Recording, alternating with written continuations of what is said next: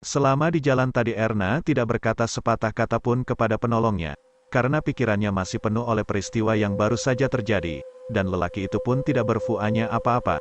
Dia tahu wanita itu ingin turut ke Medan dan dia membawanya ke sana. Habis. Erna lalu menceritakan apa yang telah terjadi. Dia bercerita dengan terbata-bata, diselang-seling oleh tangis. Hampir saja aku celaka, Ibu, katanya. Jadi keempat orang itu masih di sana? Tanya ayah Erna. Erna mengangguk, mengiyakan. Ayah Erna segera aporkan kejadian itu kepada polisi terdekat. Karena yang membonceng Erna itu, Atlin namanya kebetulan seorang reporter freelance bagi beberapa majalah di Jakarta, maka ia mengajukan pertanyaan-pertanyaan.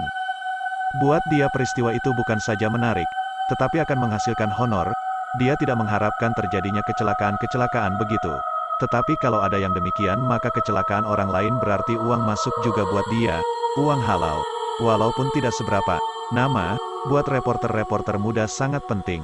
Bagi yang mampu malah lebih penting dari honornya.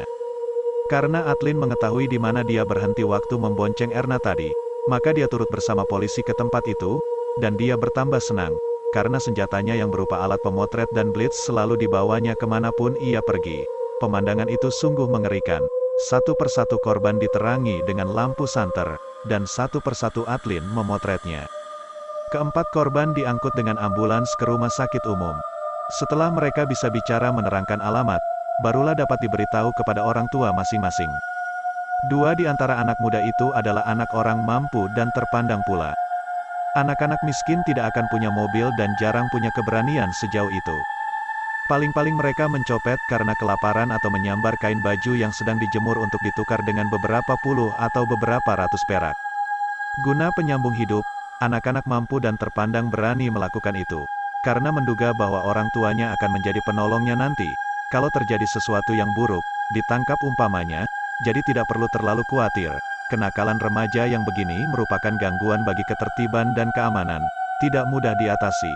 Tetapi bagaimanapun harus diatasi oleh yang berwajib. Sudah tentu berita itu menjalar ke segenap penjuru kota dan sampai ke daerah-daerah, tetapi kali ini lain warnanya.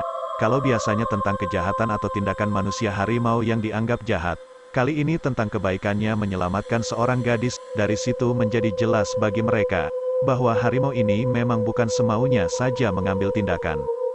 Erna menceritakan semua apa yang dialaminya. Kedua orang tuanya merasa bahwa yang menyelamatkan Erna adalah manusia harimau yang sama, yang telah merusak muka Nurdin, paman Erna. Mereka pun menarik kesimpulan, bahwa harimau itu juga mengetahui hubungan anaknya Erwin dengan Erna dan bahwa ia menyukai hubungan itu. Ayah dan ibu Erna semufakat untuk mengundang Erwin. Ia hendak didekatkan kembali dengan Erna, tetapi anak muda itu tidak bisa dijumpai. Ia telah mendapat firasat setelah ayahnya dalam bentuk manusia harimau menyelamatkan bekas kekasihnya. Tentu ia akan diundang oleh keluarga Erna. Setidak-tidaknya untuk menyampaikan terima kasih. Oleh karena itulah ia menghilang. Bila mana ia bertemu lagi dengan Erna, tentu luka hatinya akan semakin lebat dan dalam. Dia juga yang akan merana, sebab dia memang dengan sepenuh hati mencintai gadis itu. Erwin, walaupun ganteng, tahu diri, sekali dihina tidak akan kembali kepada orang yang menghina dia. Amarah bisa dimaafkan dan dilupakan, tetapi penghinaan akan tergores seumur hidup di dalam hati. Atas nasihat seorang dukun, hendak diucapkan terima kasih kepada harimau manusia itu. Setelah diadakan selamatan atas diri Erna yang lolos dari perkosaan itu, maka kepada sang harimau diberikan sesajen, semacam hidangan tanda terima kasih, diletakkan di atas pinggan yang bagus-bagus. Dilengkapi dengan lauk pauk yang enak-enak, disediakan berbagai macam buah-buahan sampai kepada apel dan anggur yang semasa hidup Jalubuk barangkali tak pernah dirasanya. Tak dilupakan butir telur. Walaupun seharusnya 7 buah sudah cukup, mereka dengan itu hendak menunjukkan terima kasih yang tiada terhingga, hendak mengajak harimau itu bersahabat. Bukan itu saja, setelah semua hidangan itu diletakkan di atas taplak yang bersih, maka pada satu sisi diletakkan pula kasur yang empuk bersprei. Maksudnya supaya harimau manusia itu bisa duduk seenaknya ataupun rebah-rebahan setelah ia kenyang. Tetapi, keesokan harinya ketika mereka datang melihat ke sana, mereka jadi kecewa. Tak satu pun makanan itu dijamah makhluk yang diundang. Telur-telur itu tetap sebagaimana semula, harimau manusia itu tak datang. Mereka mengartikan bahwa nenek bukan marah, hanya tak mau kalau diberi makan tanda terima kasih. Dia menganggap penyelamatan atas diri Erna hanya sesuatu yang wajar, tidak perlu dikasih makan segala dalam cara yang begitu mewah. Dia tidak pernah menghadapi hidangan yang begitu lengkap seumur hidupnya, dan dia tidak membutuhkan itu. Erwin mengetahui semuanya itu, penolakan hidangan oleh ayahnya amat menyenangkan hatinya. Rupanya sifatnya tak sudi kembali kepada orang yang pernah menganggap dia hina. Sesuai dengan sifat ayahnya, tidak mau menerima sesuatu secara berlebihan. Nampaknya antara dia dengan ayahnya ada banyak sekali persamaan. Setelah kejadian itulah Erwin pergi ke Jakarta menumpang di rumah Hilman dengan istrinya Norma untuk pengalaman pengalaman lain dengan Jalubuk.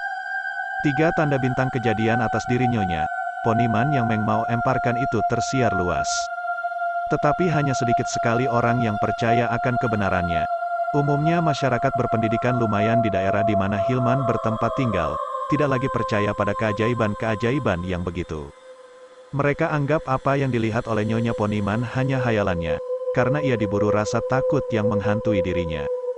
Karena itu ia memandang yang sebenarnya tidak ada. Beberapa reporter yang merasa terpanggil oleh tugas untuk menceritakan kisah itu secara terperinci memerlukan menemui Nyonya Poniman.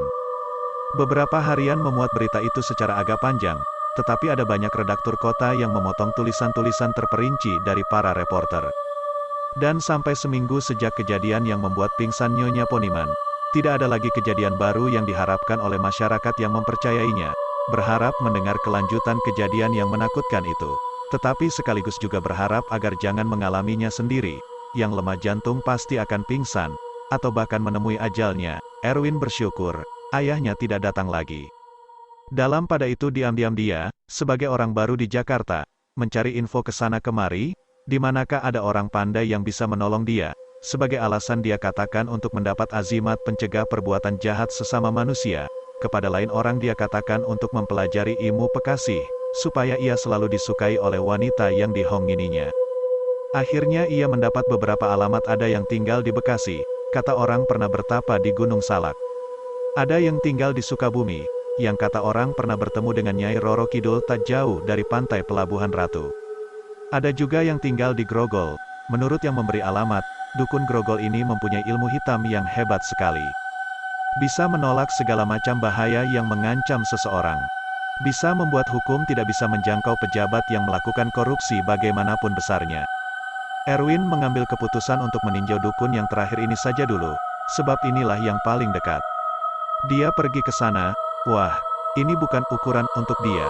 Beberapa mobil sedan mewah-mewah parkir di pinggir jalan, tak jauh dari sebuah gang tempat rumah dukun teramat pandai itu. Orang-orang ini tentulah orang-orang kaya yang punya harta jutaan, berani bayar berapa saja yang dipinta oleh orang berilmu tinggi itu. Dia mau mundur saja, cari dukun yang lain, kelas murahan. Tetapi sebelum melakukan itu, dia jumpai lagi orang yang memberi alamat itu. Bang Saleh, kata Erwin kepada orang itu, saya sudah coba melihat-lihat ke tempat orang pintar yang abang kasih tahu, tapi rasanya saya tidak sanggup. Apanya yang tidak sanggup, tidak berani menceritakan keadaanmu? Tanya orang yang bernama Saleh dan diperabang oleh Erwin. Bukan, saya rasa saya tidak sanggup membayar. Dia tentu kelas mahal, sedangkan saya cuma begini saja bang, kerja saja belum dapat. Jangan khawatir perkara bayaran, Pak Pi bisa lihat kemampuan orang tanpa bertanya kepada yang empunya diri. Dia minta bayaran tinggi memang, tetapi hanya kepada pasien-pasien yang kaya. Biarpun dia dukun pintar, tetapi jiwa sosialnya besar. Orang-orang tidak mampu selalu diberi gratis, tidak usah bayar. Lebih baik kau coba, atau kuantarkan kau ke sana. Mau, aku pernah ke sana membawa seorang gede. Aku kenal sama Pak Pi. Tak usah, Bang Saleh tak usah repot-repot, besok saya ke sana, kata Erwin. Kalaulah maksudnya memang minta azimat pekasih, dia tentu akan suka sekali diantar oleh Bang Saleh. Tetapi dia bukan mau itu. Dia tidak mau orang lain tahu apa sebenarnya yang dikehendakinya. Bisa berabe. Dan pada keesokan harinya Erwin benar-benar nekat. Dia naik helicak. Yang tahu dia akan ke sana hanya Bang Saleh. Kepada teman akrabnya sendiri Hilman tidak diberitahu apapun. Nanti dia banyak pertanyaan. Mungkin juga curiga. Betul saja. Di beranda rumah Papi yang cukup besar tetapi termasuk sederhana dia lihat banyak orang. Di antaranya orang-orang yang dari gayanya bisa ketahuan tidak berkantong tebal. Tetapi ada juga babe-babe yang perutnya gendut-gendut. Ngomong-ngomong antar mereka sambil tertawa-tawa. Orang-orang yang kelihatannya hidup tanpa mengenal apa arti itu kemiskinan atau kekurangan. Seperti pengunjungan pada sementara dokter, di sana juga pasien harus mendaftarkan nama terlebih dulu. Nanti akan dipanggil, bila gilirannya telah tiba. Erwin ngomong-ngomong dengan mereka yang menurut taksirannya setaraf dengan dia. Di antara mereka ini ada yang mau minta minyak supaya dagangannya laris. Ada yang mau minta pekasih, supaya digilai wanita, ada yang mau minta obat pelawan racun. Ada juga yang mau mohon bantuan Papi I supaya lekas dapat pekerjaan. Di sanalah pula Erwin mengetahui, bahwa di antara orang-orang kaya yang datang itu ada yang mau memperbarui kekuatannya. Yaitu semacam piganta atau pegentar, suatu ilmu yang konon bisa membuat orang jadi tidak berani ambil tindakan apapun terhadap dirinya. Kalau punya hutang, maka yang punya duit tidak berani menagih dengan kasar. Kalau dia bilang belum bisa bayar, maka yang menagih akan ngeluyur pergi. Yang bikin kesalahan tidak akan ditindak, penegak-penegak hukum akan merasa enggan saja mengambil tindakan. Sekiranya korupsi, bisa selamat, jangan khawatir akan ditangkap. Apa itu benar atau tidak, tetapi selalu ada saja orang-orang gedean minta bantuan ke sana. Setelah 3 jam menanti, tibalah giliran Erwin, dia masuk dengan hati berdebar. Kata Bang Saleh, orang pandai itu akan mengetahui maksud kedatangan siapa saja. Tak usah diucapkan pun dia akan mengerti. Setibanya di hadapan Papi I, cepat Erwin menyalam dan hendak mencium tangan dukun itu. Tetapi Papi I menarik tangannya sebelum tercium oleh Erwin. Kata setengah orang, hanya orang-orang yang kurang tinggi ilmunya yang membiarkan tangannya dicium. Orang yang punya ilmu top tidak mau tangannya dicium. Karena mereka merasa diri mereka manusia biasa juga, walaupun punya kepandaian khusus. Dan sebagai manusia lainnya mereka merasa punya dosa. Selama orang punya dosa, maka tidak perlu tangannya dicium. Cukup disalam saja. Tetapi itu hanya kata sementara orang. Duduk nak, duduk, kata Papi I. Pak, maksud kedatangan saya, hanya sampai di situ, ucapan Erwin. Sebab Papi I langsung memotong. Bapak sudah tahu, Bapak kepingin menolong. Itu kepajiban sesama manusia. Kata Papi, besar hati Erwin mendengar, dia akan tertolong. Akan bebas dari kengerian yang selalu dihadapi atau disebabkannya. Tetapi, kata dukun itu, Bapak sungguh menyesal. Ilmu Bapak tidak sampai ke sana. Bapak tidak akan sanggup melepaskan dia dari dirimu. Dia akan selalu mengikuti kemanapun kau pergi. Sebab ayahmu itu sangat sayang kepadamu. Erwin menjadi pucat. Papi benar-benar bukan dukun sembarangan. Dia tahu apa maksud kedatangan Erwin, dia mengatakannya dengan tepat. Melihat Erwin pucat dan terdiam, Papi berkata, ngomong-ngomong, biarpun Bapak bisa tahu apa maksudmu, tetapi terus terang Bapak tidak bisa menerka siapa namamu. Erwin, Pak, sahut anak jalubuk, belum punya pengetahuan dari seberang ya. Selama Bapak punya pengetahuan sedikit-sedikit dan mengenal orang-orang yang datang minta bantuan kepada Bapak, belum ada yang punya kehendak seperti nak Erwin. Kalau Bapak sanggup tentu Bapak usahakan. Tetapi tentang maksud kedatanganmu di Jakarta ini boleh Bapak tolong. Itu pun kalau percaya. Semoga lekas dapat pekerjaan. Dan memanglah Erwin bermaksud mau cari pekerjaan di Jakarta. Dari Hilman dia dapat tahu, bahwa satu lowongan kerja di Jakarta terlalu banyak. Untuk satu lowongan bisa ratusan orang yang melamar. Betul Pak, saya cari pekerjaan. Nampaknya tidak ada harapan. Dukun itu meminta kepada Erwin supaya mengulurkan kedua belah tangannya. Anak muda itu menurut, kedua tangannya dipegang oleh Papi. Dia membaca-baca. Tidak usah apa yang diucapkannya, hanya bibirnya kumat kamit, entah dalam bahasa apa pula. Sebab mantra digunakan oleh banyak suku bangsa di Indonesia dalam bahasa masing-masing, kebanyakan dalam bahasa Arab. Di samping itu ada yang bahasa Minang, Batak, Aceh, Jawa dan sebagainya. Setelah itu dukun mengeluarkan sebuah batu hitam kecil dari sakunya, memberikannya kepada Erwin.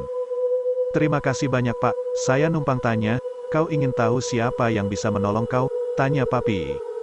Erwin jadi tambah heran. Orang yang berusia sekitar 60 tahun ini punya ilmu yang benar-benar tinggi.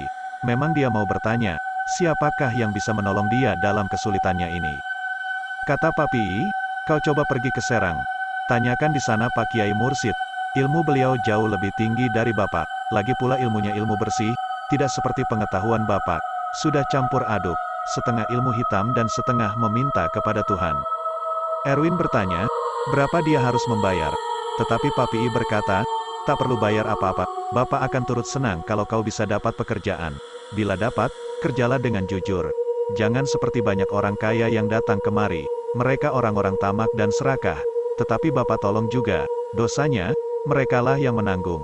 Kalau bebas dari hukum negara, belum tentu bebas dari hukum karma. Yang pasti di akhirat semuanya kita akan diadili. Dan itulah pengadilan yang sejati. Timbul kembali harapan Erwin. Tetapi malam itu dia dapat gangguan. Mula-mula dia dengar suara, "Kau jangan pergi ke sana, jangan." Erwin terkejut. Siapa yang bicara dengannya? Tidak ada seorang pun di sana selain dia. Suara itu memang bagaikan dari jarak jauh dan serasa tidak dikenalinya. Kemudian hawa di dalam bilik itu mulai dingin. Ada suara yang mufanya menderu lembut. Tetapi kian lama kian kencang, bagaikan angin yang tambah kuat. Bersamaan dengan kian kerasnya deru itu, hawa menjadi tambah dingin. Akhirnya begitu dingin, sehingga Erwin menggigil. "Kau tak mengenal suaraku lagi, Erwin?" tanya suara itu.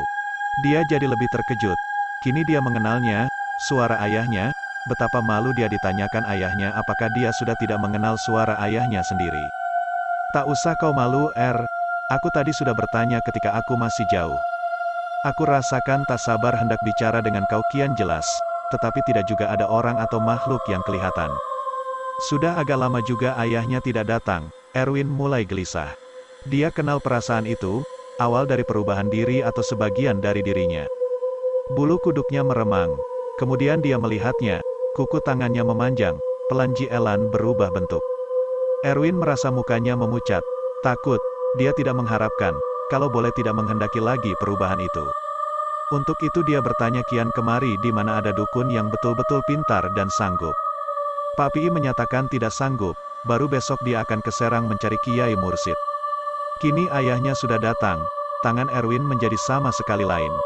Begitu juga kakinya sendiri, dan badannya pun pelan-pelan berubah, tanpa dapat dilawannya.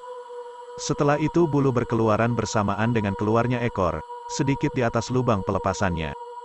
Tubuhnya sudah menjadi tubuh sempurna seekor harimau dengan loreng yan orengnya. Hanya mukanya saja yang masih muka asli, tetapi kemudian ini pun mengalami perubahan. Bulu-bulu bertumbuhan, selebihnya tetap sebagai biasa, sehingga mudah dikenal bahwa muka itu adalah muka Erwin. Kini terasa olehnya kedatangan yang amat menakutkan itu. Dia ingin mengaum sebagai layaknya seekor harimau mengaum. Dia takut karena dengan begitu orang lain akan mengetahui atau setidak-tidaknya curiga. Tadi, hanya dia yang tahu, karena tidak ada orang lain yang melihat perubahannya itu. Tetapi suara harimau akan membangkitkan orang sedang tidur sekalipun. Kalau orang tidak tidur bagaikan kayu, tak tertahan oleh Erwin. Sekali, cukup panjang. Dan sebagaimana diduganya, Hilman dan istrinya terkejut bangun. Hilman tahu bahwa kawannya sedang mengalami saat sial lagi. Dia tidak takut, sebab Erwin tidak akan pernah mengusik dia atau istrinya. Dia hanya kasihan, sangat kasihan. Beberapa tetangga juga terbangun, atau memang mendengar suara itu karena mereka belum tidur. Erwin mengaum lagi. Air mata membasahi pipinya. Dia sadar, tetapi tidak kuasa mencegah. Dia rasakan betapa malang nasibnya. Kini tampak olehnya, mendadak saja duduk di hadapannya. Sebagaimana dia, juga berbentuk tubuh harimau berkepalakan manusia. Kepala jalubuk almarhum. Erwin merasa sedih sekali. Selama hidupnya baru kali itu ia, sebagai manusia harimau berhadapan dengan ayah kandungnya yang juga manusia harimau. Dia pandangi ayahnya, sementara ayah itu juga memandangi anaknya. Tampak keduanya sedih. Tetapi untuk seketika lamanya tak seorang pun di antara mereka buka suara. Akhirnya Jalubuk juga yang mulai bicara. "Erwin, kau lihat diriku dan lihat pula dirimu. Kita sama bukan? Karena kau anakku." Dia diam. Erwin juga diam. Lalu sambungnya, "Kau kira aku senang dengan keadaan kita ini? Lain daripada manusia lainnya, menjadi makhluk yang ditakuti dan dibenci." Jalubuk diam lagi, untuk beberapa saat kemudian melanjutkan, "Tetapi aku tidak berdaya mengubah nasib yang rupanya sudah ditentukan bagi kita. Aku dulu tak dapat menolak pusaka yang diturunkan kakekmu padaku. Dan aku pun tidak pernah berusaha untuk membebaskan diri daripadanya. Begitu pesan kakekmu dulu, tapi kau lain, dan aku mengerti. Keadaanmu sebagai pewaris harimau piaraan telah menyebabkan kau kecewa dan malu. Antara lain dengan kehilangan Erna yang begitu kau sayangi. Di rumah kawanmu ini pun kau sudah 2 kali merasa malu dan takut, karena kau mengaum. Sewaktu-waktu kita memang harus mengaum. Kau takut diketahui Hilman. Dia anak baik, begitu pula istrinya. Ayah akan selalu menjaga mereka, sebagai menjaga dirimu juga. Hilman tahu kau punya piaraan, tetapi dia selalu merahasiakannya, berbuat seolah-olah tidak tahu." Erwin menangis mendengar uraian ayahnya. "Aku tahu, kau merasa sedih sekali. sewaktu-waktu bisa mengganggu dalam kehidupanmu. Sebagaimana aku datang hari ini, bukan untuk menolong kau, tetapi untuk memberi peringatan kepadamu. Kau telah mengunjungi Pak Pi, dia seorang setengah baik setengah jahat. Padamu dia baik, tetapi memberi bantuan kepada penjahat-penjahat negara adalah perbuatan buruk, terkutuk. Mestinya dia dengan ilmunya membasmi orang-orang yang berlagak patriot itu. Waktu kau minta bantuan kepadanya aku biarkan, karena dia tidak akan mampu menolong kau. Tetapi ketika kau berniat hendak ke Banten sana, aku tidak bisa tinggal diam. Kau tidak boleh ke sana. Dia dengan kekuatan mantra-mantranya berdasarkan kepercayaan kepada Tuhan akan berbenturan dengan kekuatanku. Dia akan hancur atau aku yang binasa. Dan kalau aku binasa, maka kau pun ikut binasa bersama aku. Itulah yang aku tidak mau. Aku mau kepastian bahwa Erwin Huiu hidup. Dan pada suatu hari bisa bahagia. Entahlah Erwin, aku selalu melihat bahwa masa depanmu tidak terlalu suram. Tetapi jangan coba-coba membuang warisan itu lagi, kita tidak punya pilihan lain Erwin. Maka kita harus menerima nasib ini. Jalubuk telah berdiri di samping Erwin dan mengelus-elus kuduk anaknya. Dia begitu sayang padanya. Dia ingin berbuat apa saja untuk kebahagiaan Erwin.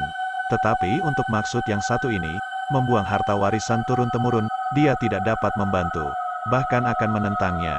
Jalubuk juga tidak dapat menahan air mata. Kau berjanji Erwin? Tanya Jalubuk. Aku berjanji ayah. Lalu Erwin menangis terseduh-seduh, sehingga badannya bergoncang-goncang. Sudahlah, ayah mau pulang. Jauh juga perjalanan ke kampung, bila kau akan melihat sanak saudara yang masih di dusun. Nanti ayah, kalau aku sudah bekerja dan bisa mengumjiulkan uang.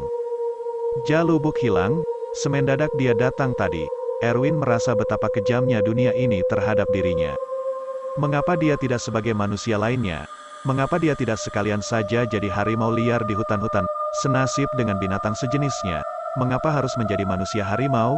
Dalam dia menyesali nasib itu, pelan-pelan dia berubah menjadi manusia kembali, menjadi Erwin, yang dalam keadaan sehari-hari selalu ganteng.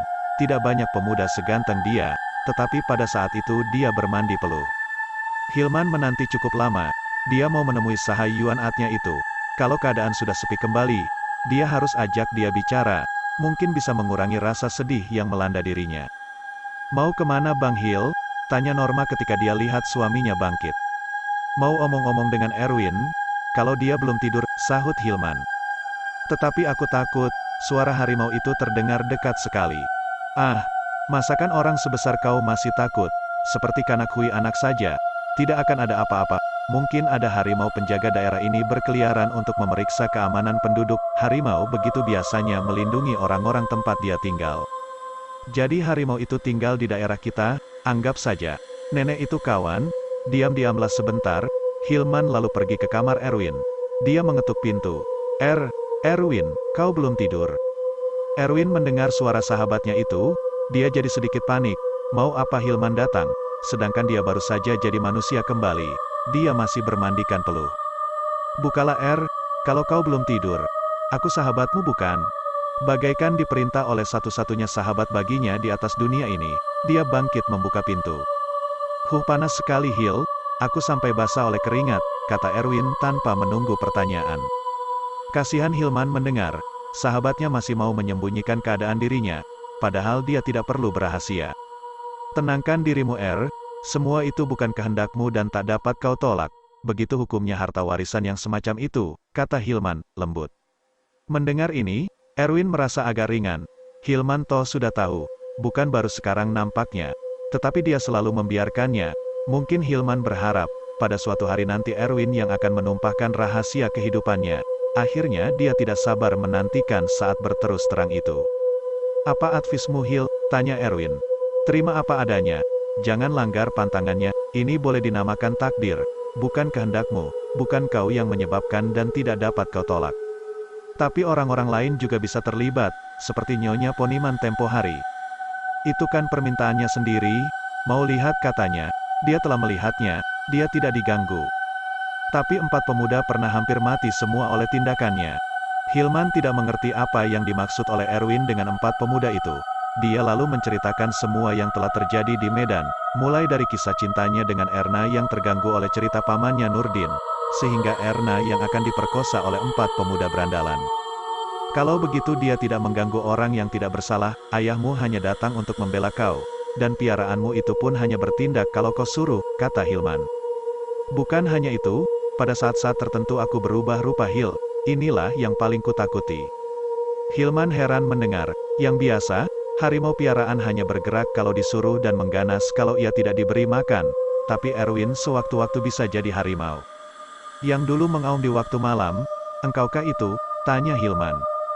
Ya, yang tadi, juga aku. Sebelum ayahku datang. Aku baru saja jadi begini kembali Hil. Kalau kau melihat aku sewaktu berubah jadi setengah harimau, kau pasti akan membenci aku. Tidak akan memperkenankan aku tinggal di sini. Diam-diam Hilman membayangkan, bagaimana sahabatnya itu ketika berubah badan atau rupa. Rasanya dia sendiri pun akan takut juga. Tetapi dia tidak mau mengakuinya, takut Erwin tersinggung. Bagaimanapun kawannya itu tidak punya salah di dalam masalah ini, dia menerima warisan yang tidak bisa ditolak. Adanya kelainan dari harimau-harimau piaraan lainnya. Mungkin nenek moyang Erwin pernah bersumpah yang akibatnya menimpa sampai ke anak cucu dan cicitnya. Barangkali dia pernah bersumpah, biar aku 7 keturunan jadi harimau. Kalau aku bohong. Padahal sesungguhnya dia bohong. Sudah lebih 10 hari berlalu sejak ayahnya datang melarang dia ke Serang untuk menemui Kiai Mursid. Tidak ada kejadian apa-apa. Orang-orang di kawasan itu tidak pernah lagi mendengar suara harimau. Orang-orang yang tidak mengerti mengatakan bahwa harimau itu telah pergi. Dia tidak suka di kampung situ, karena banyak orang membenci dia. Tetapi suatu kejadian yang mengherankan telah terjadi. Erwin mendapat pekerjaan. Dia diterima di antara pelamar untuk suatu lowongan asisten pembukuan pada suatu perusahaan swasta, dengan gaji hampir 100.000. Apakah ini berkat batu hitam Pak Pi? Ataukah kemurahan Tuhan semata-mata? Bahwasanya itu kemurahan Tuhan tidak usah diragukan. Tetapi apakah batu hitam turut menjadi penggerak hati penerima pegawai baru itu? Dan 3 hari setelah Erwin bekerja, terjadi suatu peristiwa yang menggemparkan di daerah rumah Hilman. Polisi dan badan-badan keamanan lainnya dikerahkan untuk mencari si pembunuh itu. Kejadiannya begini, malam itu Hilman pulang terlambat. Kira-kira jam, jadi jauh malam juga belum. Dari jalan raya dia numpang becak hendak ke rumahnya. Baru beberapa depa bang becak mendayung, datang 3 orang mengepung becak itu.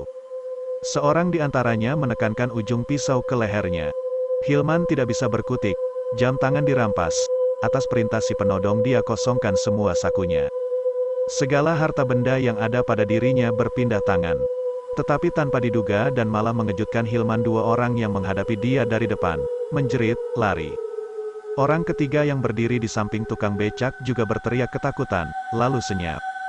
Dia jatuh di situ juga, terlalu terkejut kalau polisi yang datang, dia tidak akan sekaget itu.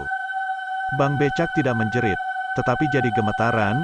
Harimau yang pernah jadi buah bibir dan lama tak kedengaran ceritanya itu telah muncul di sana. Entah dari mana keluarnya, begitu tiba-tiba, bagaikan tersembul dari bumi, harimau itu mengejar kedua penjahat yang lari. Cukup dengan beberapa langkah yang panjang Ji Anjang. Kedua orang itu dipukulnya dengan kaki depan, tersungkur, setelah itu baru dicakar dan dikoyak-koyak. Abang becak yang terkejut dan bagaikan kaku itu melihat tanpa bisa berkata apapun. Karena hari baru pukul 9. Orang-orang yang lalu atau berada di sana juga melihat dengan ketakutan. Dan mereka jugalah yang mempersaksikan bagaimana harimau itu hilang bagaikan ditelan bumi. Polisi dan Hansip segera diberitahu, datang ke tempat itu, hanya untuk menemukan 2 penjahat yang sudah jadi mayat dalam keadaan mengerikan, seorang penjahat lagi yang belum sadarkan diri, dan tukang becak yang terbodoh-bodoh. Cerita mereka yang melihat sendiri memang mengherankan, tidak akan dipercaya kalau tidak sekian banyak orang menceritakan sama. Hampir semua orang keluar dan melihat ke sana malam itu, sehingga diperlukan tenaga bantuan untuk menjaga Kete Yao Angan. Mereka semua yakin, bahwa ini tentu harimau yang sama. Yang pernah mereka dengar suaranya 2 kali, yaitu hampir sebulan yang lalu dan hari yang lalu. Tetapi kini cerita itu jadi tambah hebat, tidak habis pada soal harimau piaraan atau jadi-jadian saja. Juga orang yang memelihara mereka sudah tahu kini, orang itu Hilman, kata mereka. Itulah sebabnya piaraannya itu datang ketika Hilman dirampok. Kalau orang lain mengalami nasib sial begitu, tentu dia tidak akan datang. Hilman dipanggil pihak yang menjaga hukum untuk dimintai keterangannya mengenai harimau itu. Tentu saja dia menjawab, tidak tahu dari mana datangnya. Dia juga tidak bisa dituntut, karena tidak ada bukti bahwa harimau itu kepunyaannya dan dia yang harus bertanggung jawab. sebagian besar dari penegak hukum itu tetap menyangka dengan keras, bahwa Hilmanlah yang jadi majikannya. Cerita itu tersiar luas, bukan hanya di sekitar tempat Hilman tetapi hampir ke segenap pelosok ibu kota. Di antara koran malah ada yang mengatakan, bahwa menurut penduduk seorang pemuda bernama H yang menjadi pemilik harimau itu. Erwin sedih dan malu.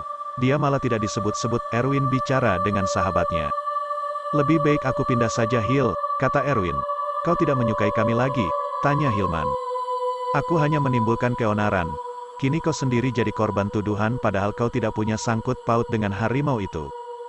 Dia datang membela karena aku sahabatmu. Dia telah berbuat baik, menindak orang yang salah." "Itu kan main hakim sendiri," kata Erwin. "Itu hanya bisa dikatakan terhadap manusia.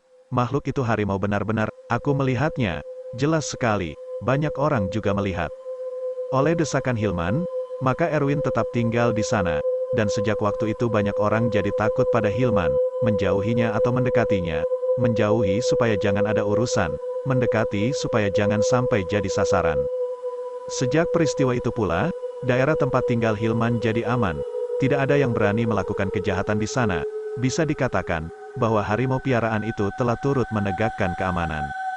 Meskipun sampai lebih sebulan tidak terjadi apa-apa lagi, tetapi kejadian atas diri ketiga penjahat itu tidak mudah dilupakan orang. Yang menjengkelkan tetapi juga menggelikan hati Hilman adalah kedatangan beberapa orang, laki-laki maupun perempuan ke rumahnya, minta bantuan kepadanya. Orang yang memelihara harimau biasanya punya ilmu-ilmu gaib. Mereka semua pulang dengan hampa, karena Hilman mengaku akan tidak punya ilmu aneh apapun. Bagi Erwin tiba hari-hari cerah. Setidak-tidaknya begitulah yang kelihatan. Dia telah berkenalan dengan seorang gadis, karyawati di tempat dia bekerja. Perkenalan itu kian dekat dan erat, sehingga sudah sampai ke suatu taraf yang dinamakan hubungan cinta. Kedatangan wanita bernama Indah Hayati ke dalam kehidupan Erwin membuat dia selalu cemas di samping rasa bahagia yang sama seperti yang pernah dirasakannya di Medan, beberapa bulan yang telah lalu. Dia cinta pada Indah, itu dia rasakan benar. Dia pun merasa bahwa gadis itu mencintainya, dengan setulus dan sepenuh hati. Sama halnya dengan Erna dulu. Tetapi kalau Erna dulu bisa berpaling dari dia setelah mengetahui kisah dan anak siapa dia, Indah Hayati bisa juga jadi begitu. Dan kalau sampai terjadi, maka untuk kedua kalinya dia akan kehilangan dan merana kebahagiaan sementara yang akan membawa Rana sepanjang sisa hidupnya. Karena Hilman mengetahui keadaan dan rahasia dirinya, maka Erwin minta nasihat kepada sahabatnya itu. "Sukar aku mengatakan bagaimana yang baik Erwin," asteris kata Hilman. "Aku tidak mau kehilangan untuk kedua kalinya, Hil. Bagaimana kalau aku ajak dia nikah, supaya dia benar-benar menjadi milikku?" "Niat itu bagus, hanya itu," kata Hilman. Terasa oleh Erwin bahwa sahabatnya tidak mau atau tidak sampai hati mengatakan semua apa yang terpikir olehnya. Maka Erwin sendiri bertanya, "Tetapi kalau setelah kami nikah dia ketahui bahwa aku punya piaraan dan bahwa aku sendiri kadang kaling ang jadi setengah harimau bagaimana?" "Yah, apa yang harus kukatakan Aku ingin kau bahagia, tetapi apa yang kupikir barangkali terpikir juga olehmu.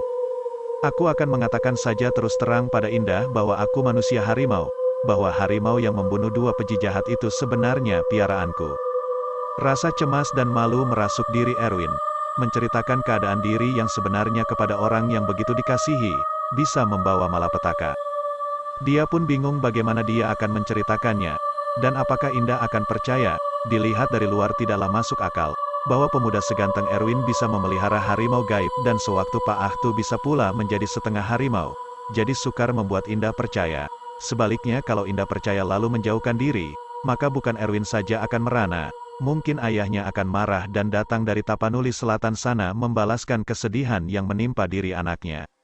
Erwin selalu bersama Indah, tetapi berbeda dengan cinta model sekarang, di mana kalau sudah saling sayang, lalu pihak laki-laki hendak memperlakukan kekasihnya sebagai istri dan si perempuan juga seringkali bersedia menerima porsekot untuk menguatkan janji. Erwin dan Indah tidak pernah melakukan sesuatu yang sampai melampaui batas. Inilah yang menyebabkan Indah begitu sayang kepadanya.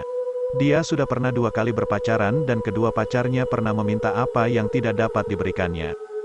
Dan oleh karena tidak mendapat apa yang diingini itulah makanya kedua pacarnya dulu meninggalkannya. Dan kalau Indah mau memberikan, rasanya dia juga akan ditinggalkan. Dalam hal melanggar batas begitu, biasanya si wanitalah yang harus menerima risikonya. laki-laki seringkali bisa berlepas tanggung jawab. Indah juga telah menyampaikan kisahnya kepada kedua orang tuanya, dan mereka tidak keberatan. Sebagaimana mereka dulu juga tidak pernah keberatan.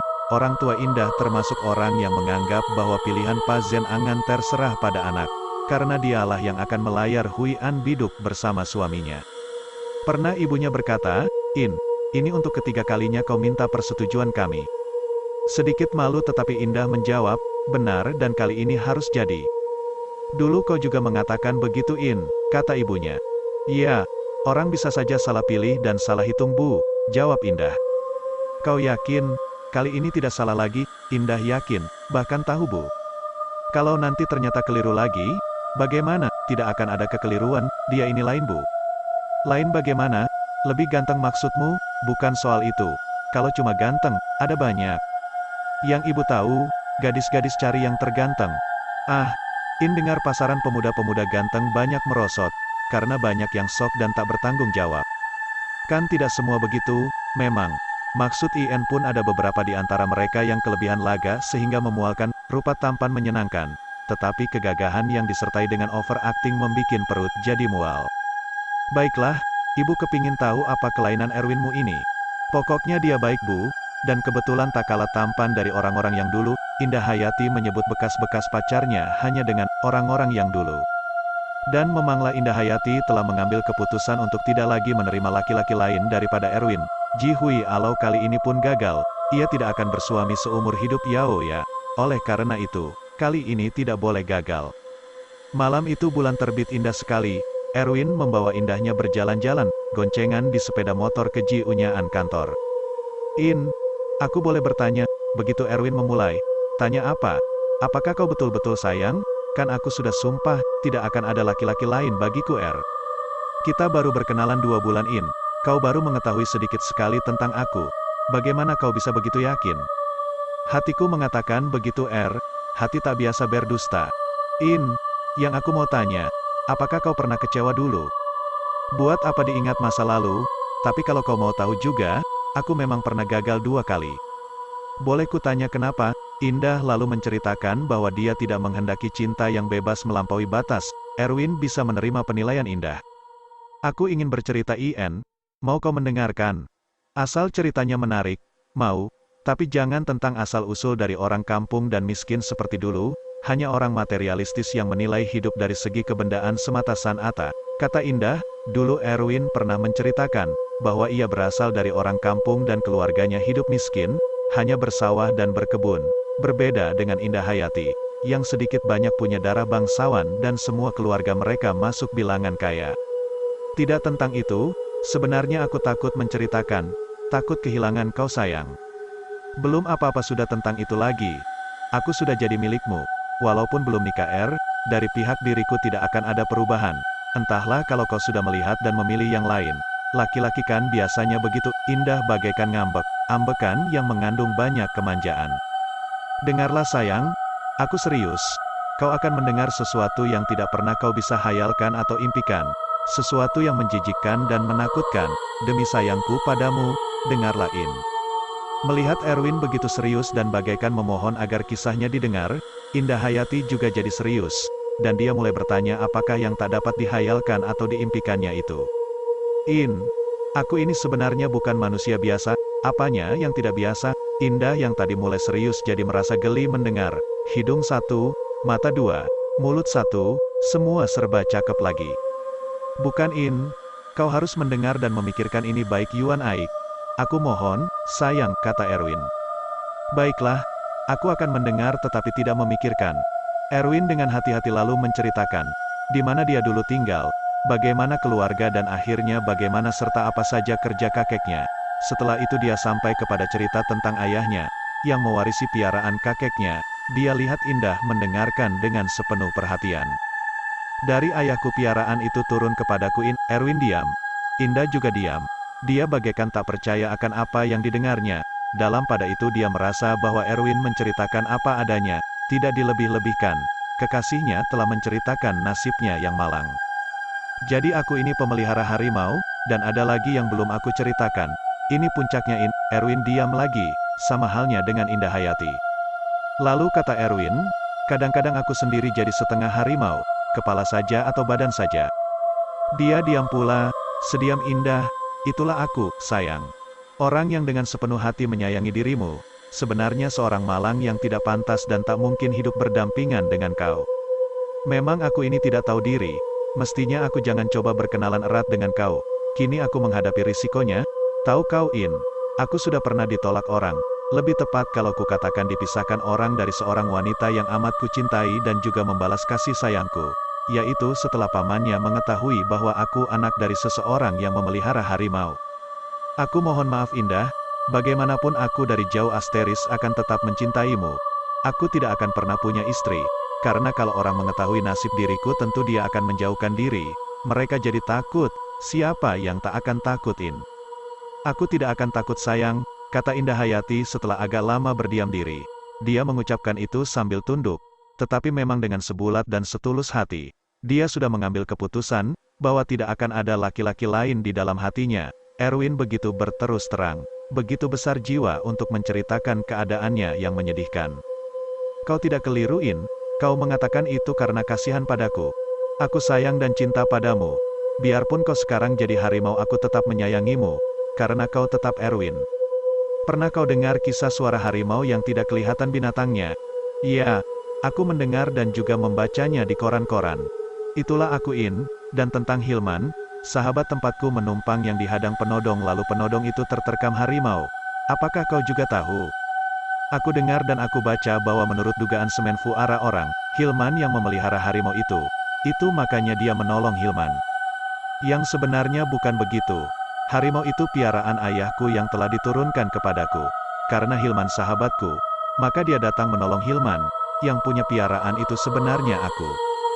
Bulan kian tinggi, pemandangan kian indah, tampak air bagaikan memancarkan cahaya dan di kejauhan tampak lampuyan ampuh kapal menambah keindahan alamiah. Semua itu mereka nikmati dari tempat mereka duduk berdampingan, di pantai Binaria. Dan di saat itulah Erwin mulai merasakannya. Perasaan dingin menjalari tubuhnya, bulu kuduknya meremang. Itulah tanda-tandanya, dia akan berubah rupa atau badan. Kakinya menjadi lebih dingin, begitu juga punggungnya. Tanda, bahwa badannya lah yang akan berubah jadi badan harimau.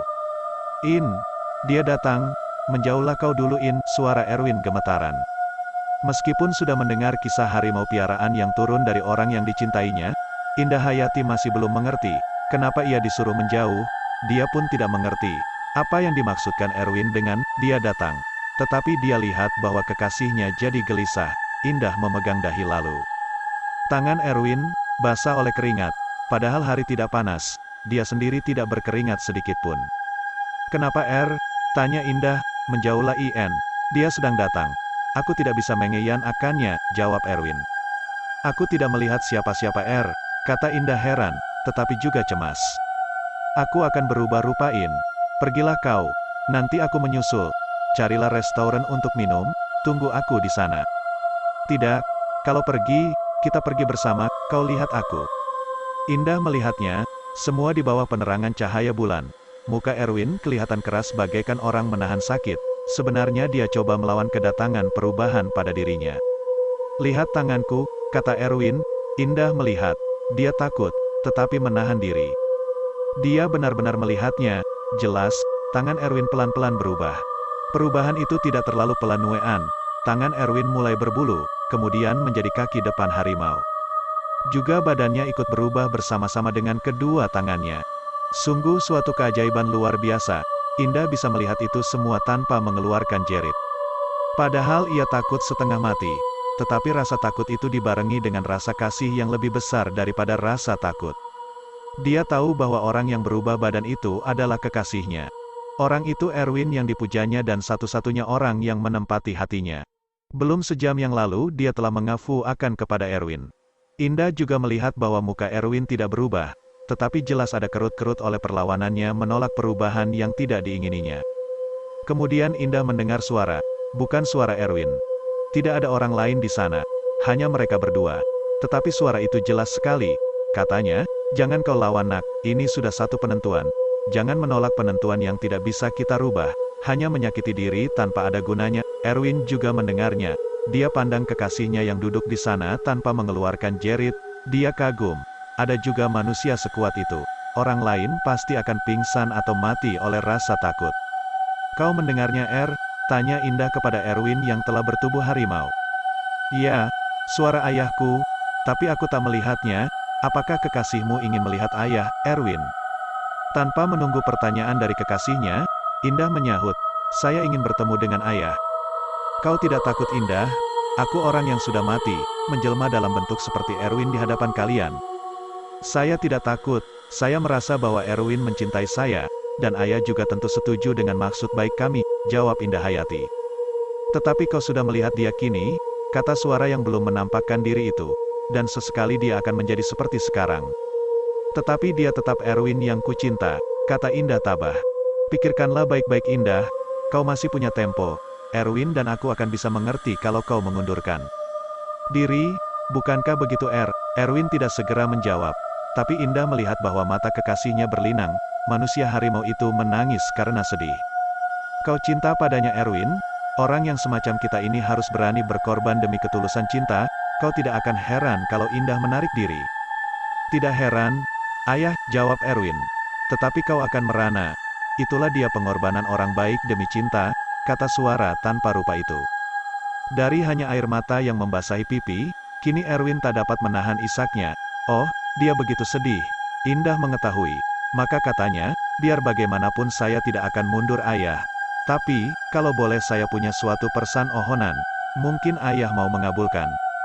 Apapun akan kulakukan untukmu, nak, kata suara ayah Erwin. Erwin tertarik dengan permohonan yang akan diajukan Indah. Kata Indah Hayati, jikalau Erwin sedang berubah rupa atau tubuh, rubahlah saya juga seperti dia, supaya tiada lagi kelainan di antara kami. Erwin terkejut heran mendengar. Tadinya dia menduga bahwa Indah mohon agar Erwin dibebaskan dari menerima piaraan harimau sebagai pusaka. Kau sadar apa yang kau pinta itu, Indah? Tanya suara itu. Dan kini dia berdiri di sana, beberapa meter jaraknya dari Indah dan Erwin, harimau loreng dengan kepala manusia. Hati Indah tergetar. Rasa takut tidak ada. Tetapi getaran itu tak dapat dicegahnya. Dalam impian pun mungkin orang tidak akan bertemu dengan dua harimau yang berkepalakan manusia. Kini dia mengalaminya dalam kenyataan. Aku kagum padamu, nak, kata Jalubuk, suaranya lembut. Tapi kalau orang tuamu telah mengetahui keadaan Erwin dan mendiang ayahnya, tentu mereka akan mencegah. Kami akan lari. Bukankah begitu, Kau berani kan? Kawin lari tidak baik. Tanpa restu kita jangan melaksa Yao akannya, kata Erwin. Saya tidak akan pernah menceritakannya kepada ibu dan ayah. Ayah, rubahlah saya supaya jadi seperti Erwin dan ayah, pinta Indah. Kau memang hebat, nak. Aku tidak pernah menyangka akan ada manusia yang minta dirubah jadi setengah harimau. Sayalah orangnya, ayah. Kabulkanlah, aku tidak dapat melakukannya, nak. Perubahan ini hanya pada kami yang mendapat warisan, tidak bisa dipindahkan kepada siapapun. Indah memeluk leher Erwin dengan tangan kiri dan mengelus-elus kepalanya dengan tangan kanan. Kemudian ia mencium kekasihnya yang aneh itu. Baik-baiklah menjaga diri, kata Jalubuk. Akan banyak tantangan di dalam hidup kalian, ayah senang akan bermenantukan wanita seperti Indah. Aku sudah beritahu, banyak hambatan dan risiko.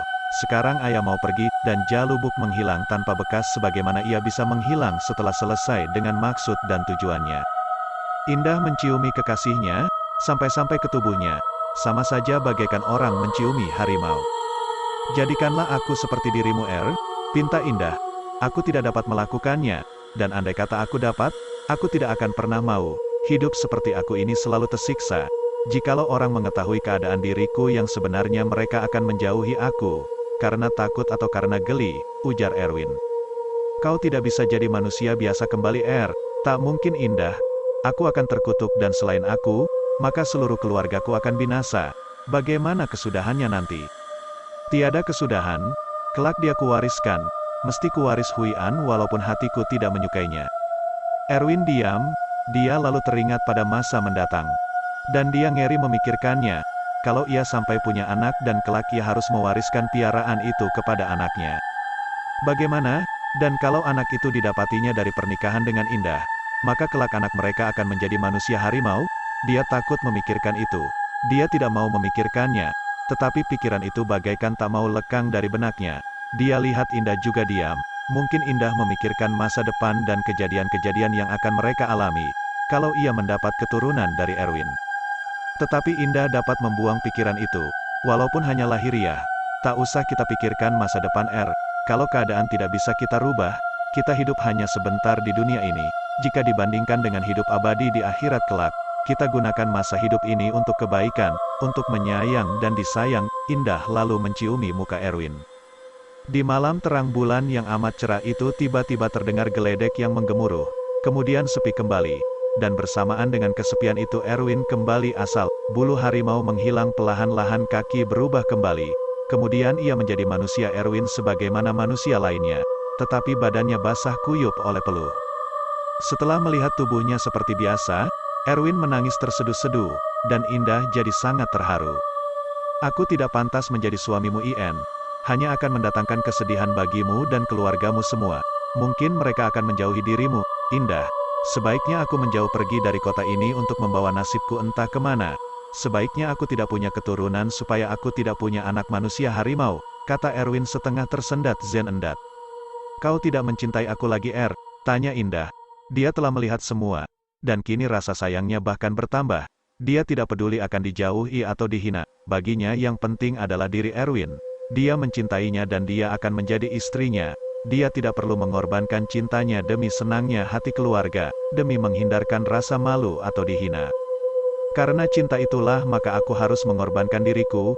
Cobalah bayangkan, kalau nanti aku kemasukan piaraanku, dan aku meraung di tengah malam, entahlah di siang hari, kau akan terbawa-bawa di dalam kemalangan diriku sayang. Jangan kita bicarakan itu, minggu depan kau melamar aku secara resmi. Jangan bilang tidak, orang tuaku akan menyetujui, kata Indah. Malam itu merupakan malam yang penuh kesan dan tak terlupakan. Kebahagiaan, keajaiban, ketegangan, dan keharuan. Sebagaimana biasa, Erwin mengantarkan Indah pulang lalu kembali ke rumah Hilman. Sahabatnya masih menyiapkan pekerjaan kantor yang dibawanya pulang. Mendengar Erwin kembali, ia memerlukan pergi ke kamarnya dan bertanya apakah dia telah makan. Sudah Hil, jawab Erwin, tunduk dan kelihatan lesu. Hilman segera mengetahui bahwa atas diri sahabatnya telah terjadi sesuatu yang menyebabkan dia merasa sedih. Kau lesu sekali sakit atau ada sesuatu yang mau anggu pikiranmu, tanya Hilman lagi. Iya, begitulah, kedua-duanya barangkali, memang buruk nasibku Hil, jawab Erwin. Katamu tadi sore, kau hendak menemui Indah, sudah, dan bencana itu terjadinya ketika kami berdua Ling Ua. Maksudmu dia sudah mengetahui? Sudah, bahkan melihat sendiri. Kau berubah tadi, ya. Ayahku juga datang. Jadi dia telah melihat aku dan ayah. Hilman diam. Tidak pantas dia menanyakan, apa yang terjadi kemudian. Kalau jawabnya mengecewakan, hanya akan tambah merusak hati Erwin. Erwin yang kemudian, menceritakan segala apa yang telah terjadi. Setelah itu dia menanyakan pendapat sahabatnya mengenai permintaan Indah, agar dia melamar secara resmi. Lamaran itu wajar supaya kalian bisa berumah tangga. Hilman lalu diam lagi. Akan banyak rintangan dalam hidup kami, belum tentu, kata Hilman. Mungkin setelah nikah, kau tidak akan pernah berubah rupa atau tubuh, dan ayahmu tidak akan datang-datang lagi supaya kalian tidak terganggu. Mustahil, ayah tentu akan datang melihat-lihat kami, dan pada saat-saat tertentu aku tentu juga akan berubah jadi setengah harimau, dan kalau hal ini terjadi sewaktu upacara perkawinan, bagaimana Hilman, kau bayangkan, betapa akan malu dan hebohnya. Hilman dapat merasakan kekhawatiran sahabatnya, kalaulah dia berubah rupa sewaktu bersanding atau dia tak dapat menahan dirinya dari mengaum bagaikan harimau di tengah orang banyak, bagaimana? Ketika Hilman memikirkan apa yang ditakutkannya itu, Erwin juga membayangkan kejadian yang akan sangat mengerikan, kalau sampai terjadi. Rasanya pesta sedang berlangsung, ayahnya yang merasa bahagia datang berkunjung. Jangan-jangan dia bersuara tanpa memperlihatkan rupa. Dewi KZ, dan mungkin pula Erwin berubah menjadi setengah harimau, supaya orang banyak tahu siapa dia sebenarnya. Dalam membayangkan itu, keringat Erwin membasahi bajunya pula dan dia mendadak menangis terseduh zen edu. Hilman terkejut dan bertanya, mengapa Erwin menangis? Erwin terus terisak-isak, tiada memberi jawaban, dan Hilman membiarkan, dia akan menerangkan nanti, kalau dia sudah reda. Tetapi setelah ia tidak menangis lagi dia tidak juga berhuiata apa-apa, dia tertidur dengan kepalanya terletak di atas meja tulis, bertopangkan tangan kanan, sementara tangan kirinya terkulai lemah. Hilman merasa kasihan, Tetapi apa yang dapat dilakukannya dalam hal semacam ini? Dia tinggalkan sahabatnya, yang pada saatnya nanti akan terbangun dalam keadaan sudah tenang. Dalam keadaan tertidur seperti itulah Erwin bermimpi. Dia merasa dirinya dikerubuti semut. Kemudian semut-semut yang jutaan banyaknya itu mengusung dirinya masuk ke sebuah lubang di bawah akar sebatang kayu yang telah tumbang. Rasanya Erwin berkata, "Hendak kalian bawa kemana aku?" Dia hanya dapat berkata karena tak sanggup melawan oleh banyaknya binatang-binatang kecil itu. Terdengar semut-semut itu bagaikan gemuruh tertawa, menertawakan dia, dan dia digotong ke dalam lubang. "Apa salahku? Bawalah aku kembali ke rumah kawanku Hilman," kata Erwin. Semua semut yang ternyata bisa bicara itu berkata, "Kau sudah ada di sini, dan segala apa yang sampai di dalam lubang ini menjadi milik kami." Erwin Mifu onta-ronta ingin melarikan diri, dan di waktu itulah dia terbangun dengan peluh membasahi badan. Mimpi itu tak hilang begitu saja dari ingatannya, bahkan masuk ke dalam hati dan pikirannya. Dia bertanya pada diri sendiri apakah makna mimpi ini. Kalau benar semua macam mimpi ada maknanya, apakah semut-semut yang banyak itu berarti manusia yang hadir di pesta perkawinannya dan dirinya yang diangkut ke dalam lubang gelap itu berarti bahwa masa suram menantikannya di masa mendatang, yaitu setelah ia kawin dengan gadis kecintaannya. Ketika Erwin hendak ke tempat tidur, Hilman datang lagi. "Kau tertidur tadi, katanya. "Kubiarkan karena kupikir kau tentunya terlalu letih. Mari kita minum kopi. Agar kau menjadi segar, jangan Hil. Nanti aku tidak bisa tidur," jawab Erwin. Lalu tanyanya, "Hil, kau percaya bahwa mimpi memberi pertanda apa yang akan terjadi?" "Tidak semua mimpi. Kalau kau mimpi sedang tertidur di meja tadi, maka ia tidak punya makna. Hanya karena kau letih. Keletihan bisa membuat orang termimpi-mimpi dan orang yang letih selalu bermimpi buruk. Tapi kukira, mimpiku ini ada artinya," kata Erwin lalu dia menceritakannya. Setelah ia selesai bercerita Hilman mengatakan, bahwa ia harus melupakannya, karena mimpi itu semata-mata karena ia letih, lain tidak. Tetapi Erwin tidak bisa menghilangkannya dari ingatan, dan ia tetap yakin bahwa mimpi itu punya arti dan akan terbukti di hari-hari mendatang. Melalui keluarga istri Hilman, dilakukan pelamaran atas diri Indah Hayati untuk Erwin. Dan sesuai dengan yang dikatakan Indah, memang lamaran itu diterima tanpa banyak kesulitan. Indah telah lebih dulu memberitahukan kepada orang tuanya bahwa dia tidak menghendaki pemuda lain daripada Erwin. Hari pernikahan dan pesta ditetapkan, tanpa dipinta oleh pihak pelamar. Orang tua Indah meminta agar mereka yang memikul semua biaya pesta, karena yang demikian sudah menjadi niat mereka. Indah adalah anak kesayangan yang dimanjakan. Sebenarnya sudah 4 lamaran dari orang-orang kaya dan berpengaruh ditolak oleh orang tua Indah, karena ia tidak berkenan menerima salah satu pun dari mereka sebagai suaminya. Ketika mendengar bahwa akhirnya Indah Hayati hanya menerima seorang karyawan biasa saja untuk jadi suaminya, maka sedikitnya 2 pelamar menjadi sakit hati. Erwin punya banyak kekurangan jika dibandingkan dengan Adam dan Sutikno. Paling pasti mengenai kebendaan, Adam dan Sutikno anak keluarga hartawan dan terkenal. Berapapun mas kawin yang diminta oleh keluarga Indah mereka sanggup mengadakan. Mengapa justru memilih Erwin yang tinggal pun baru sanggup menumpang saja pada Hilman? Begitulah pikiran manusia yang menilai segala sesuatu hanya atas dasar materi. Bagi mereka, di dunia ini uang yang paling berkuasa. Ternyata uang mereka tidak bisa mendapatkan Indah. Karena di samping manusia yang menimbang segala sesuatu atas dasar uang, masih ada manusia yang mengutamakan budi baik dan kesederhanaan. Hari pernikahan yang langsung disusul oleh pesta telah ditetapkan. Hari Minggu malam Senin di bulan September. Kian mendekati hari itu kian khawatir perasaan Erwin karena ia terus teringat pada mimpinya ketika tertidur di meja. Apakah hari perkawinannya akan ditimpa malapetaka? Akan membuat dia malu. Begitu pula keluarga Indah yang telah menerima seorang pemelihara harimau sebagai warisan turun-temurun. Orang yang dibenci dan dijauhi masyarakat. Akad nikah berlangsung dengan hikmat dan selamat. Tetapi ketika kedua pengantin bersanding terjadilah hal yang amat dikhawatirkan tetapi tidak diduga Erwin akan demikian rupanya. Ketika tamu-tamu memberi selamat mendadak saja Indah Hayati yang berpakaian indah sekali, menjerit-jerit bagai huian orang kemasukan setan, dan sebenarnya lah dia kemasukan orang halus, bukan dari jalubuk atau disebabkan adanya harimau piaraan Erwin, tetapi oleh orang yang tidak menyukai berlangsungnya perkawinan itu. Selain daripada jerit Indah terdengar pula suara gelak terbahak-bahak bersahut-sahutan. "Si Jundai dan Guna-Guna," bisik para tetamu yang percaya akan ilmu gaib dan ilmu hitam itu. Ibu dan ayah Indah jadi panik dan malu sekaligus. 2 orang dukun segera dipanggil.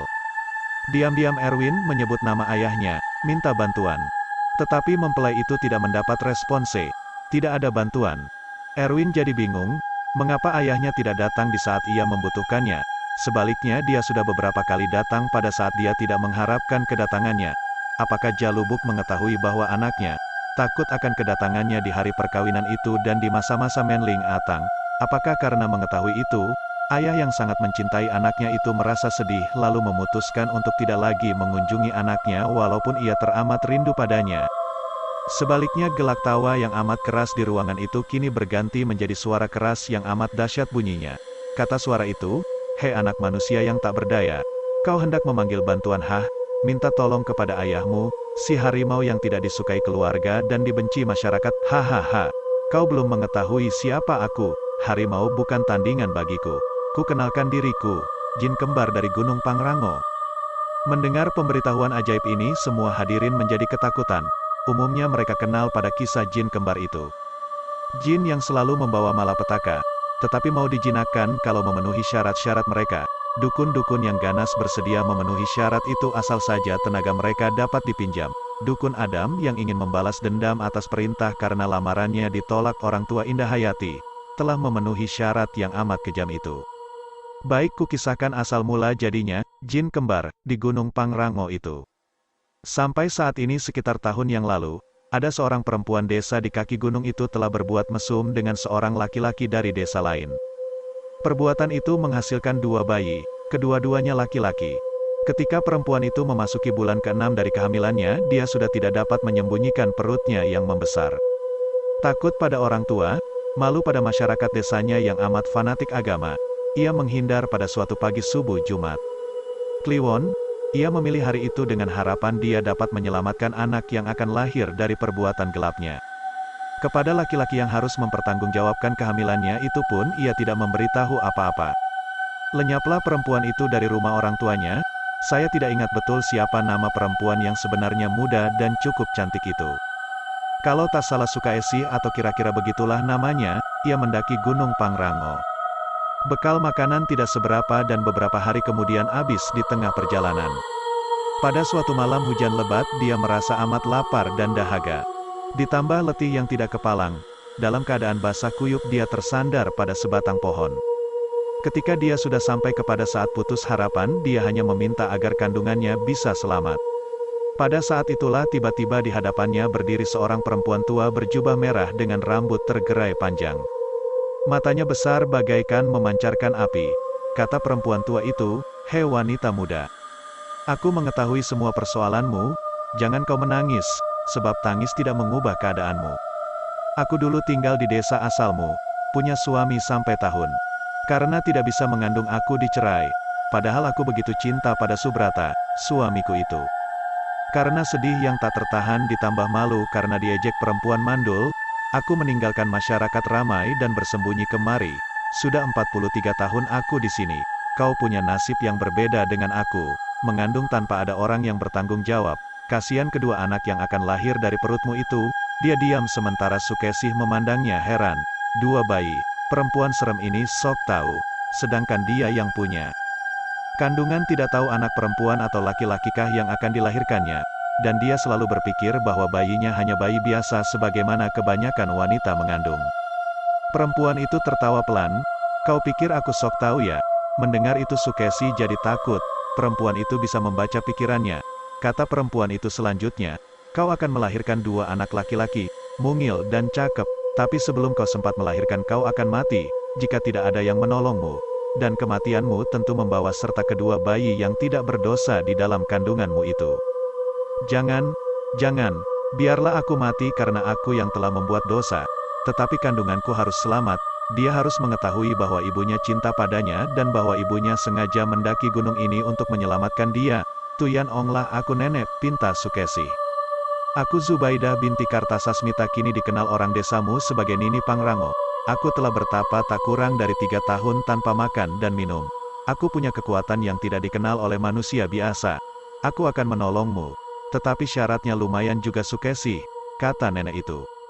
"Apapun syaratnya akan saya terima," ujar Sukesi. "Baiklah, kau ibu yang baik. Tak banyak ibu semacam kau.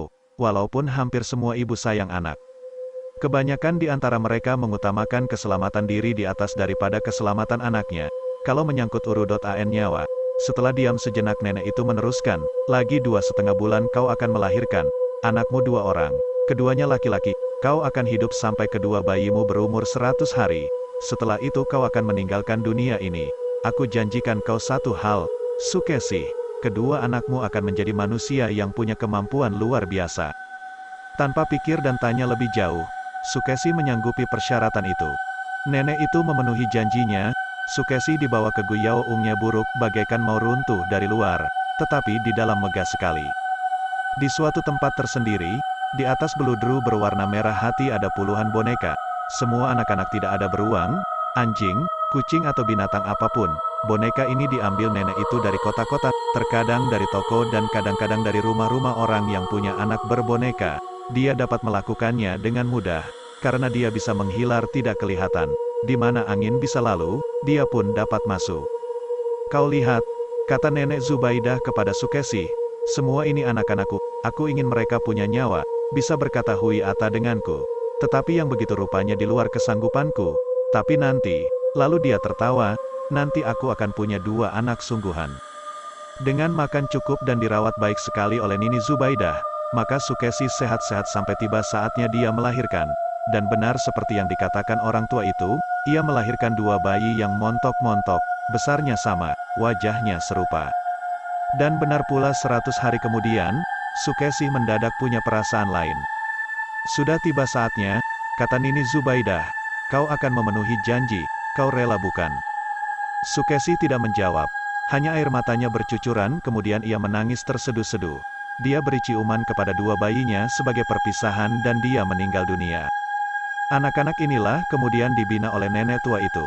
Bukan untuk jadi manusia-manusia yang baik dan berbudi tetapi menjadi 2 jin yang ganas, yang punya pula ilmu gaib seperti dia, dan dia melakukan ini karena dendam yang tak bisa padam di dalam hatinya. Dia menganggap manusia telah kejam pada dirinya, kini ia akan membalas. Tetapi seorang dukun besar yang ternama dengan gelar Ki Ampuh yang juga pernah bertapa di Gunung Pangrango akhirnya dapat menjinakkan Nini Zubaidah. Apa saja perminfuaan Ki Ampuh selalu dipatuhinya, kadangkala dengan misan injamkan kedua orang anaknya, jin kembar itu. Orang di desa-desa mengenal jin itu dengan nama Ki Angker dan Ki Angkara. Dalam pengacauan pesta perkawinan Erwin dengan Indahayati, Ki Ampuh yang dimintai bantuannya oleh Adam telah menggunakan tangan-tangan dan kekuatan Ki Angker dan Ki Angkara. Kedua jin kembar inilah yang tertawa terbahak Yuan Ahak di dalam ruangan pesta tanpa menampakkan rupa mereka. Dan merekalah yang mentertawakan Erwin ketika ia di dalam hati mohon bantuan ayahnya, Jalubuk almarhum yang dikuburkan di suatu desa di Tapanuli Selatan. Erwin menangis melihat istrinya menjerit-jerit, dan dalam tangisnya itu dia berkata, "Ayah, aku anakmu Erwin mohon bantuan. Datanglah ayah, lawan siapa yang menjahili anakmu ini." Semua hadirin tidak berkutik. Mereka ingin meninggalkan ruangan tetapi tidak ada seorang pun yang dapat menggerakkan kaki. Semua mereka berkeringat, ada yang gemetaran, bahkan ada perempuan-perempuan yang jadi semaput. Tiba-tiba terdengar suara yang kini diharap-harapkan Erwin. Suatu suara mengaum yang amat menyeramkan, kini semua hadirin tambah ketakutan, jumlah yang pingsan bertambah banyak. Setelah itu terdengar suara, "Hai jin kembar yang jahil, manusia asal kalian maka harimau tidak akan dapat kalian tundukkan, perbuatan kalian ini perbuatan angkara. Anakku tidak punya salah apapun. Pergilah kembali ke ibumu. Kalian hanya alat-alat yang diperbodoh. Biar aku Jalubuk menghadapi Ki Ampuh." Gelak itu kian kuat, tetapi kemudian tersendat-sendat. Terdengar suara gedebuk-gedebuk di selang-seling dengan auman yang hebat, tetapi tetap tidak ada suara apapun yang tampak. Ki Ampuh sang dukun terkenal yang turut hadir di dalam pesta itu membaca segala mantra ilmu hitamnya. "Iblis Jalubuk, kembali ke tempat asalmu. Ini daerah kekuasaanku," kata Ki Ampuh. "Nenek moyangku mengajarkan bahwa seluruh Nusantara ini milik kita semua. Milikmu, tetapi juga milikku.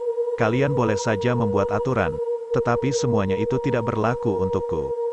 Kau boleh mengusir aku kalau kau mampu, tetapi aku ingin memberitahu kepada kalian bahwa laskar kami terdiri atas 721 harimau yang dipelihara oleh 721 orang semacam aku ini.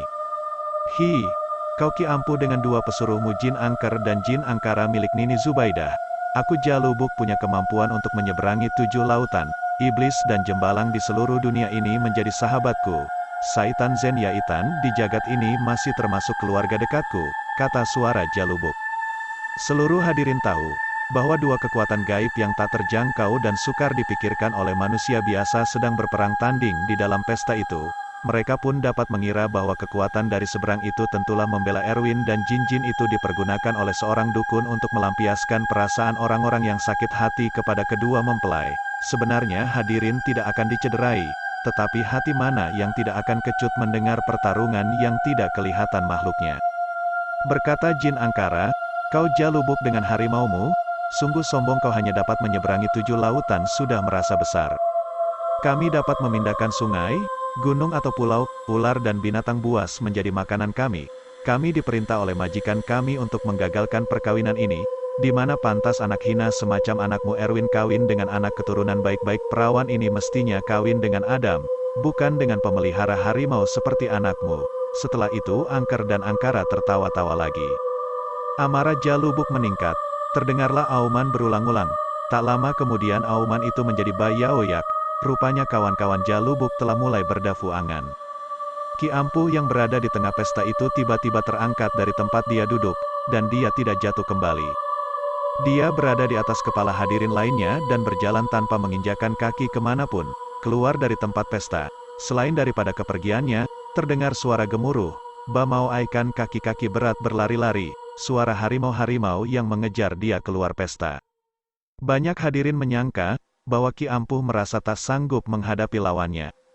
Tetapi mereka keliru, karena di luar dari bangunan yang khusus dibuat untuk pesta itu, Ki Ampuh berhenti.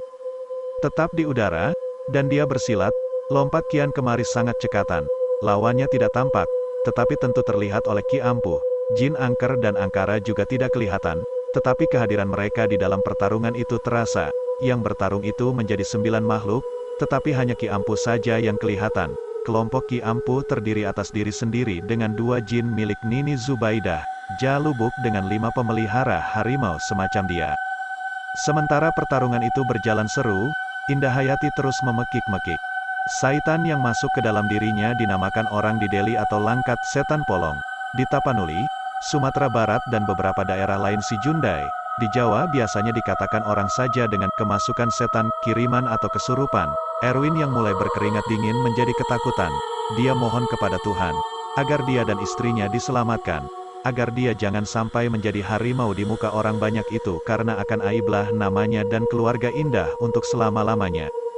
Ibu Indah memanggil seorang dukun laki-laki yang sudah tua, bulu mata, Dewi Kazet, dan janggutnya pun sudah memutih. Dia orang sederhana, tetapi oleh rajinnya menabung sudah 2 kali naik haji. Taat beribadah dan benar-benar tak mau menyimpang dari ajaran Tuhan. Dia membaca-baca ayat dan memanjatkan doa. Dari situlah dia melihat wajah Nini Zubaidah, yang pernah didengarnya dari cerita orang tuanya.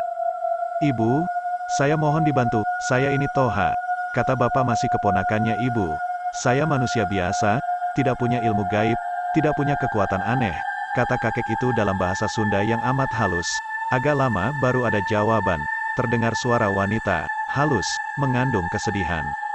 Iya, kau memang kemenakan saya, karena saya ini masih sedulur ibumu.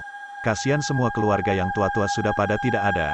Mestinya aku juga sudah lama mati. Tetapi entah kenapa ternyata sampai sekarang masih saja menggembara di hutan-hutan gunung. Kau bukan Toha lagi. Kau Kiai Haji Toha bin Mahdani. Aku senang ada keponakan yang sampai naik haji. Indah ini kan cucunya ibu. Masa iya ibu tega membiarkan dia jadi permainan Ki Ampuh yang cuma mau cari duit dengan meminjam Ki Angker dan Ki Angkara, kata Kiai Haji Toha. Aku tahu, manusia memang selalu butuh duit. Lain halnya dengan aku, kau akan menerima upah juga dari orang tuanya Indah. Tidak, saya mau coba menolong dengan mohon kepada Tuhan. Tidak untuk cari uang, tetapi demi kemanusiaan semata-mata. Tidak semua dukun semacam Ki Ampuh, Tuyan Onglah saya ini bu. Kalau aku tolong kau mau mengabulkan permintaanku. Tetapi jangan kau namakan upah, sebab aku tidak memerlukan uang, kalau bisa saya penuhi. Tentu saja bu, baiklah. Besok pagi bawakan aku lepat bugis dan cendol, hanya itu.